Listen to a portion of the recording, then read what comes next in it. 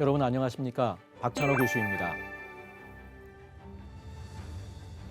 코로나19로 어려운 때일수록 말씀 앞에 바로 서서 예수님과 더욱 친밀하게 동행하는 것이 무엇보다 중요하다고 볼 수 있습니다. 세상을 이기는 힘은 바로 하나님과 동행하는 것임을 우리가 기억해야 될 것 같습니다. 자, 오늘도 귀한 세 분 자리해 주셨습니다. 모두 반갑습니다. 안녕하세요. 반갑습니다. 안녕하세요.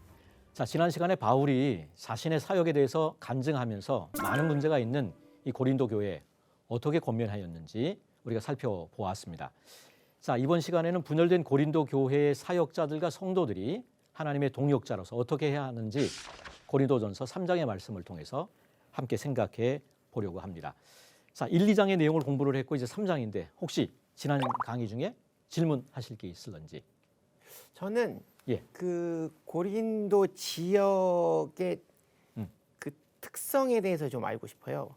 아, 왜 이 사람들이 이렇게 분열될 수밖에 없었는지. 어쨌든 뭐 이렇게 그 환경과 뭐 이런 환경. 것들의 사람들의 지배를 받잖아요. 그래서 그냥 이렇게 말씀 듣다 보니까 고린도 지역이 어떤 지역이길래 이 사람들이 이렇게 분열되고 이랬는지 환경에 대한 특성들을 좀 알고 싶어요.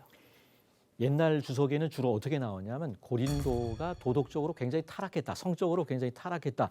근데 요즘 주석에는 이제 그런 내용은 점점 빠집니다. 성적인 타락이라고 하는 것은 고린도만의 문제는 아니고 지중해 전반의 문제였다.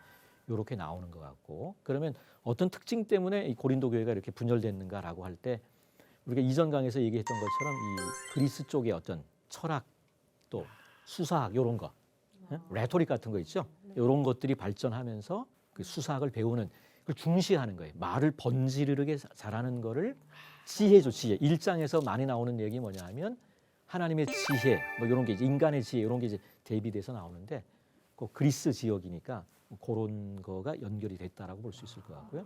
그래서 바울은 개척한 사람이고 두 번째는 이제 아볼로가 이제 특별히 말을, 그러니까 아볼로는 문제 있다고 생각하면 안 될 것 같아요. 바울이나 아볼로는 문제가 없는데 이 사람들이 설교를 들을 때 자기 생각으로 듣잖아요. 그래서 말 잘하는 설교를 좋아하는 사람들은 이제 아볼로를 더 칭송하게 되는 거고, 그래서 이 3장 전체에서 가장 중요한 말씀이 3장 9절이라고 생각하면 됩니다. 우리는 하나님의 동역자들이요. 우리는이라고 하는 게 사도 바울 자신과 아볼로입니다. 우리는 인간 사역자들은, 지금 말하면 목회자들은 이렇게 되겠죠. 우리는 아볼로와 나는 하나님의 동역자다. 너희 성도들입니다. 성도들은 하나님의 밭이고 하나님의 집이다. 이런 걸 이제 그림 언어라 그럽니다. 그림 언어. 예수 믿는 사람이 열심히 살아야 돼. 이렇게 얘기하면 굉장히 추상적이잖아요. 근데 비 내리면 그 우비라도 입고 나가서 이제 물고를 터야 되는 게 이제 농사 짓는 사람이고 여러 이제 유비들이 등장한다고 보시면 될 것 같은데, 밭이다라고 하는 것을 통해서는 농사의 유비를 가지고 비유하는 겁니다. 그래서 6절이죠. 나는 심었고 아볼로는 물을 주었을 때 오직 하나님이 자라게 하신다. 이게 무슨 얘기예요? 인간 아무것도 안 해다는 얘기지. 예? 그런즉 심는 이나 물 주는 이는 아무것도 아니로되 오직 자라게 하시는 하나님뿐이다. 인간 사역자의 역할을 특수하고 있다라고 생각하시면 됩니다. 근데 5절과 8절은 그러면서도 인간 사역자의 역할을 존중합니다. 그런즉 아볼로는 무엇이며 바울은 무엇이냐? 그들은 주께서 각각 주신 대로 너희로 하여금, 고린도 교회 교인들입니다. 너희로 하여금 믿게 한 사역자들이라 이렇게 얘기하고, 8절에도 보시면 심는 이와 물 주는 이는 한 가지다. 각각 자기가 일한 대로 자기의 상을 받게 된다. 이렇게 얘기하고 있는 그런 대목이고, 그래서 지금 이 9절까지는 밭으로 설명을 한 거예요. 교회가 일종의 밭이고 거기서 물 주고 심고 이런 일들을 하고 하나님이 자라게 하시는 거예요. 그 다음에 이제 10절 이하부터 나오는 내용은 하나님의 집이잖아요. 하나님의 집, 성전 가지고 토대가 있겠죠. 건물 가지고 이제 설명을 하는 겁니다. 토대가 뭐예요? 파운데이션이 있죠. 터가 뭐예요? 교회 터는 누구예요? 예수 그리스도시죠. 예수 그리스도의 터 위에 우리가 교회를 지어야 된다라고 하는 거고, 이 교회를 개척한 이제 바울의 입장에서 고린도 교회를 그리스도의 터 위에 세운 거죠. 그리스도의 터 위에 교회를 세우는 겁니다. 여기에 이제 짓는데 어떻게 지어야 되느냐? 금이나 은이나 보석이나 나무나 풀이나 짚이나 이 두 가지가 대비된다라고 생각하시면 될 것 같아요. 그래서 이게 이제 어떻게 짓는 게 금이나 은이나 보석으로 짓는 거냐, 또 어떻게 짓는 게 그러면 나무나 풀이나 짚으로 짓는 거냐, 요거 가지고 이제 여러 가지로 이해를 할 수 있는데, 우리가 배웠던 내용과 연결시키면 그리스도의 십자가에 부합되게 그리스도의 터 위에 세우면 그게 금이나 은이나 보석으로 세우는 거고, 그러지 않고 지금 이 고린도 교회가 하는 행태대로 뭐 하는 거예요? 인간 지도자들 중심으로 서로 키재기하는 식으로 해서 터 위에 세우면 그거는 나무나 풀이나 짚으로 잘못 세우는 거고, 그 얘기가 이제 3장의 전반적인 얘기라고 생각하시면 될 것 같고. 그럼 고린도 교회의 신도들로 해석해도 되는 거예요? 그 터 위에 지어지는 그렇죠. 성도들의 신앙을 어떻게 빌드업할 것이냐, 네. 그것과 연결되겠죠. 네. 네. 그런 얘기라고 볼 수 있습니다. 자, 그래서 우리가 교회에서 인간 사역자를 만나잖아요. 천사들을 보내서 말씀을 전하지 않고 왜 인간 사역자들을 통해서 말씀을 전하게 할까요? 그분들을 통하여 저의 연약함을 보게 하려 하심이 아닐까요? 거의 근접한 대답이 됐습니다. 또 어떤 게 있을 수 있을까요? 인간은 연약한 존재이고 사실상 개인인 인간을 통해서 하나님의 영광을 더 드러내시기 위한 그런 이유가 되지 않을까 생각이죠.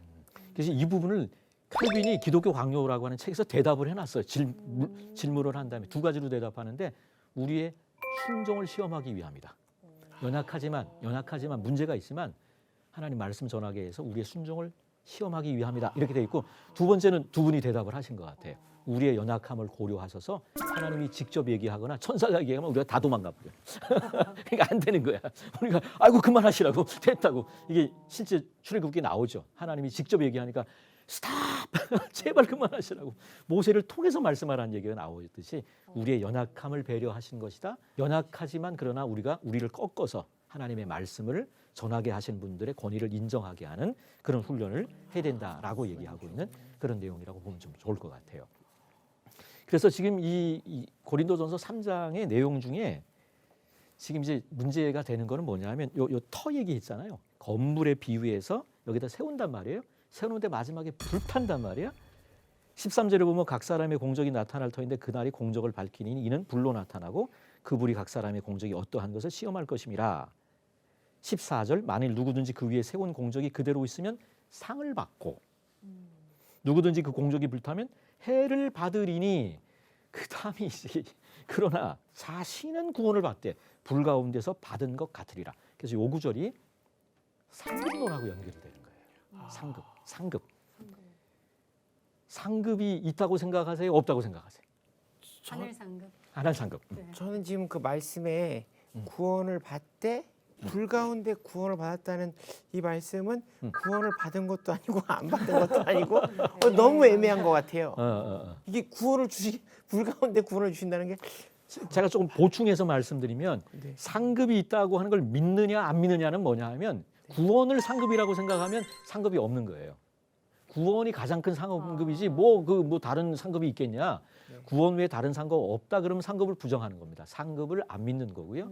상급을 믿는다는 건 뭐냐면 구원 외에 플러스 알파로 4등 상급이 있다고 생각하면 상급을 믿는 거예요. 근데 오늘 요 본문의 내용은 4등 상급이 있다는 근거 구절 중에 굉장히 중요한 근거 구절인 거예요. 많지가 않은 거예요, 사실은요. 4등 상급이 있다는 것에 대한 근거 구절이 많지가 않습니다. 한 2구절 정도. 전 있을 것 같아요. 있을 것 4등 같아요. 상급, 있을 것 같아요. 있을 것 같고. 전 없을 것 같아요. 없을 것 같고. 여기도 지금 갈리잖아. 왜냐하면 저는 왜 그렇게 있다고 생각이 드냐면 예수를 믿지만 육에 속한 그리스도인이라고 불리는 여기 그리스도인들도 있죠. 있잖아요. 육신에 속한 사람들이 그래서 나오죠. 그래서 흔히 이 사람은 막 세상적으로 누릴 거 다 누리고 그러는데 구원은 받았어요. 그러면은 나중에 하나님께 갔을 때는 좀 그 흔히 막 부끄러운 구원을 받았다라고 그렇죠. 이야기를 그 표현이지. 하거든요. 예. 그래서 저는 상급이 있지 않을까 생각이 더 들었던 것 같아요. 없다고 말씀하시는 이제 조 기자님이 그러면 왜 없다고 말씀하시는지 생각하시는지. 하나님은 모두 다 동일하게 주시지 않을까라는. 그게 아주 중요한 겁니다. 그러니까 아니 이 세상에서도 차별 때문에 더러워 죽겠는데 안 그래도 더러운 이놈의 세상, 차별이 너무 많잖아요. 뭐 부유한 자, 가난한 사람, 뭐 배운 사람, 안 배운 사 이런 거로 이제 차별을 당하는데 아니 천국에 가서까지 차등 상급이 있냐 이렇게 이제 그 반대 논리가 그 논리입니다. 일리가 있으시네. 그러니까 일리가 있을 것 같아요. 일리가 없다고 생각하면 안 됩니다. 그러니까 그렇죠. 차등 상급 굉장히 일리가 이 있는 상급에 대한 거는 양쪽 다 있는 거죠. 그러면 이제 또 상급이 있다고 생각하는 사람이 뭐라고 반론을 제기할까요? 우리의 부패한 본성 때문에 이 세상에서는 이런저런 차별들이 기분 나빴지만 천국 가면 기분 안 나쁘대. 이런 식으로 이제 또 반론을 제기하기도 합니다. 그럴 수도 있겠다. 예, 그런 얘기를 하면서 우리는 지금 있는 사람 가진 사람들을 마음속으로 좀 그런 게 있잖아요. 막 있는 사람들이 막 이래 그러는데 없으니까 이제 막 질투하면서 하는 경우가 있을 수 있는데 천국에서 그런 게 없다. 이렇게 얘기해서 이제 상급이 없다는 주장을 이렇게 하기도 하고 상급이 있다는 사람들을 향해서 또 이제 얘기하는 것 중에 한 가지는 꿍꿍이 속에 딴 게 있다는 거지. 우리는 구원만 생각하고 주님만 생각하고 예수 믿는데 니들은 다른 거 바라고 예수 믿는 게 아니냐 이런 식으로 이제 비판하는 논리가 또 있는데 저는 그거는 아니라고 생각합니다. 그거는 아닌 것 같고 하나님 이외에 다른 꿍꿍이 그걸 바라는 사람이다라고 비판하면서 상급 없다는 사람들을 거꾸로 비판할 때 그거는 성경의 내용이 아니고 칸트 철학이다. 이렇게 비판합니다. 저는 개인적으로 상급이 없어도 있다고 생각하고 살아야 될 것 같아요. 그래야 우리가 조금이라도 더 착하게 살려고 노력할 거 아닙니까? 그렇죠. 맞아요. 그래서 결론은요. 하여간 뭐 양쪽이 다 얘기될 수 네. 있는데 상급도 사실은 은혜로 주어진다. 이 부분을. 그래서 구원은 은혜로 받고 상급은 우리의 행한 거로 받는다라고 하니까 이게 충돌이 되는 거예요. 성도님들 같은 경우는 좀 잘 모르실 수도 있는데 하이델베르그 요리문답 63항에 뭐라고 돼 있냐면 이 상급은 공로에 의해 얻어지는 것이 아니라 은혜의 선물이다. 그 부분만 좀 우리가 좀 바로 잡으면서 어떻게 생각해? 다시 생각이 바뀌셨어요? 아니면 상급에 대해서? 상급 차등이 있을 수도 있겠다 이렇게 생각이 그런 식으로 약간 네. 사실은 기독교적인 생각으로는 이렇게 상급보다는 주신 구원으로 만족하는 것이 옳지 않나라는 생각을 합니다. 상급을 지시하시다가 이제 얘기 들으면서 약간 좀 바뀌셨고 상급을 반대하시다가 또 바뀌시더라고요. 여기 좀 어려워요. 어렵고 지금 핵심적인 거는 이건 것 같아요. 우리가 구원 얻고 그 이후의 삶에 대해서 많이 고민을 안 한 거예요. 구원이라고 하는 것을 따놓는 뭐로 이렇게 물질 같은 거로 생각하는데 구원 받으면 이 땅에서 삶이 사실은 이제 살아가는 어떤 삶 속에서 이제 구원이라고 하는 게 드러나고 구주 예수 그리스도를 아는 지식에서 자라가라. 베드로후서 3장에 나오는 그런 이야기들에 대한 게 이제 많이 강조가 되지 않은 거죠. 그러니까 요 고린도전서 3장 앞부분에서도 육신에 속한 자들이 있다. 육신에 속한 자 곧 그리스도 안에서 어린 아이들에 대한 얘기들을 계속 책망을 하고 있는 거죠. 그러니까 예수를 믿고 교회 안에서 인간 지도자를 따라서 이렇게 키재기를 하고 있는 분쟁하고 있는 분열을 하고 있는 고린도 교회 교인들을 뭐라고 얘기하냐면 그리스도 안에서의 어린 아이들이다 이렇게 부르고 있는데 그런 면에서 좀 우리가 자라나려고 하는 그러니까 탄생도 중요한 것 같아요. 영적인 탄생. 요한복음 10장 10절. 요한복음 좋아하신다 그랬죠. 요한복음 10장 10절. 인자에 온 것은 양으로 생명을 얻게 하는데 더 풍성히 양으로 생명을 얻는 것도 중요한데 더 풍성한 삶, 이 생명 그 부분에 대한 강조들이 좀 더 있어야 되겠다는 그런 생각들을 해보게 됩니다. 그래서 자라나야 되는데 이게 잘 안 되는 거죠. 어린아이 상태에 있는 거죠. 그래서 성숙한 어른들도 있고 이래야 되는데 이제 고린도 교회를 향해서 바울이 책망하는 내용은 뭐냐 하면 갓난아이다. 그리스도 안에서 어린아이다. 어린아이가 두 가지입니다. 성경에서. 일상 우리의 언어도 마찬가지입니다. 어린아이와 같지 아니하면 천국에 못 가죠. 좋은 의미예요. 순수함. 순진함, 천진난만함 이거는 우리가 끝까지 유지를 해야 되는데 또 성경에서는 또 어린아이에 대해서 다 좋게 얘기 안 합니다. 유치한 상태에 머물러 있으면 안 된다는 거죠. 유치가 뭐예요? 유치가 어린아이 젖냄새죠. 젖냄새. 네? 유치한 상태에 머물러 있으면 안 되고 지혜에는 장성한 자가 돼야 된다. 이런 얘기들이 나와서 자란 아이 될 것을 얘기하고 이스라엘 백성들이 광야를 걸어가잖아요. 광야길을 걸어가잖아요. 애굽에서 나오는 게 이제 구원이라고 한다면 어떻게 보면 가나안까지 이제 광야길을 통과를 해야 되는 건데 오늘 우리도 마찬가지. 예수 그리스도를 믿어서 구원을 얻은 우리들이 이 광야 인생길을 걸어가면서 또 교회 가운데 이제 이런저런 또 훈련들을 통해서 성숙한 영적인 그 성장이 있어야 되는데 이런 국면들이 없는 거죠. 이런 국면들을 생략하니까 이제 여러 많은 문제들이 발생하고 이제 고린도 교회 같은 이런 여러 많은 문제들도 발생하는 거 아닌가라고 하는 그런 생각을 합니다. 그럼 자라나기 위해서 어떻게 될까요? 밥을 씹어야죠. 밥을 먹으려면 어떻게? 밥을 먹으려면 이유식을 해야 되는 거지. 그렇죠. 이유식을 해서 갈비를 뜯고 딱딱한 단단한 음식을 먹어서 이제 자라나야 된다라고 하는 그런 측면으로 이해하시면 좋으리라고 생각합니다. 네. 자, 고린도전서 3장의 내용을 생각했는데 뭐 혹시 질문 하실 내용이 있으시면 저는 교수님 예. 그 방금 말씀하신 갓난아기, 영적인 갓난아기들이 한국 교회도 여전히 많잖아요. 근데 왜 이런 상태가 계속 머물러 있게 되는지, 갓난아기의 상태로 어떤 게 더 한국 교회에 필요한지 좀 말씀해 주실 수 있을까요? 조금 제가 좀 위험한 얘기인데 이단에 대한 이제 우리의 비판인데 율법 폐기론이라 그럽니다. 율법 폐기론. 마음대로 살아도 된다는 왜? 하나님의 자녀가 됐으니까 하나님의 내 아버지 거야 다 모든 게 다 하나님 거예요. 근데 이 극단적으로 얘기하면 어떻게 되냐? 우리 아버지니까 슬쩍 해도 되는 거예요. 도둑질해도 괜찮은 거야. 거듭난 사람은 죄 지을 수 없다는 거예요. 이단이라고 비판하는데 우리에게 그런 모습이 너무 많은 게 아닌가. 그래서 조금 이제 신학적인 얘기를 하자면 칭의, 의롭다 한 것 끝내버리는 거예요. 성화가 없는 거예요. 성화 쪽에 대한 얘기가 없으니까 이제 자라남에 대한 얘기가 없고 아까 말씀드렸던 얘기를 하면 갓난아이만 가득 있는 게 아닌가. 거기에 형들도 있고 누나도 있고 서로 끌어주고 밀어주고 그리고 이 자라나는 우리 자녀들을 보면 가장 결정적인 영향받는 게 엄마 말 아닙니다. 아빠 말 아닙니다. 친구 말, 형님 말.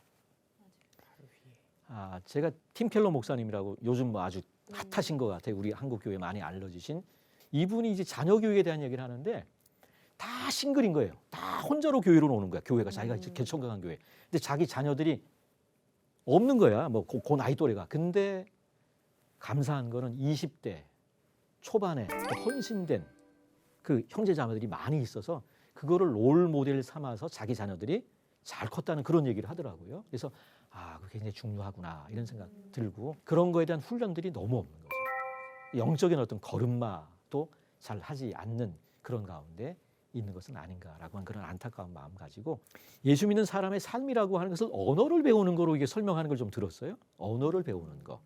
저는 미국에서 7년 살았거든요. 근데 여전히 영어는 소음입니다. 소음. 옆에서 영어 막 공항 여행할 때 막 여기 영어로 막 떠들잖아요. 다 소음이야. 하나도 안 들려. 근데 한국 분이 딱 얘기하면 좀 멀리서 바로 보게 됩니다. 야, 그게 무서운 거예요. 모국어라고 하는 게 그렇게 무섭다. 근데 우리 예수 믿는 사람의 삶이라고 하는 게 한 큐로 끝나는 게 아닌 거예요. 예수 믿는 영접기도 한 거로 끝나는 게 아니라 운동선수가 아니면 어떤 언어를 배우는 사람이 계속해서 반복해야 되는 거잖아요. 그렇듯이 우리의 삶 속에 자라나는 지난한 어떤 그런 과정이 필요한데 그러니까 이제 유아식에서 벗어나서 장성한 자의 식사 나아가고 걸음마를 배우고 해야 되는 이런 과정들에 대한 것들이 좀 더 강조가 될 때 어떤 유아기적인 그런 신앙을 벗어날 수 있지 않을까 생각하고 그런 면에서 여기 참석하신 패널들은 모범이 되는 분들이라고 생각합니다. 저는 그 교수님께서 이렇게 전해주시는 바울이 고린도 교회에 보내는 이 편지의 아주 기본됨이 사랑이라는 게 느껴지거든요. 그래서 저도 이제 앞으로 살면서 사랑이 기본이 되지 않으면 아무것도 하지 말아야겠구나. 야, 너 이렇게 하는 게 좋을 것 같아. 뭐 권유라든가 또 때로는 책망이라든가 이런 것들을 사랑이 밑바탕이 되지 않으면 아예 하지 말아야겠구나라는 생각을 했어요. 말씀 들으면서. 네. 고린도전서 13장 그래서 아주 중요한 부분에 고린도전서 13장이 딱 들어가 있는 거죠. 저한테 어떤 분이 질문하셨어요. 자기가 이제 주례를 하러 가는데 고린도전서 13장 가지고 남녀간의 사랑으로 얘기도 되냐 그래서 됩니다. 얘기했어요. 그런데 실제로는 하여간 앞뒤 문맥은 지금 말씀하신 교회 생활 속에서 고린도 교회 가운데 여러 가지 문제가 있는데 십자가를 얘기했잖아요. 십자가 정신이 뭐냐? 그 사랑인 거예요. 은사를 쓸 때 어떻게 써야 되느냐? 사랑의 정신으로. 구체적으로 말하면 내가 방언한다는 걸 재는 마음이 아니고 내가 병 고쳐, 나 병 고쳐. 그래서 뭐 이렇게 되는 거죠. 나에게 주신 은사니까 그걸 가지고 방언의 은사를 받았으면 더 많이 그 사람을 위해서 기도하고 그리스도의 몸된 교회를 섬기는 십자가 정신으로 사랑의 정신으로 은사를 사용하라는 게 고린도전서 13장 얘기죠. 그 부분을 이제 소원선 형제님께서 미리 말씀을 해주신 것 같습니다. 우리 모두가 하나님의 성전인 것을 분명하게 아는 우리가 되기를 소망하며 다음 시간 고린도전서 4장의 내용을 생각해 보도록 하겠습니다. 고맙습니다. 감사합니다. 고맙습니다.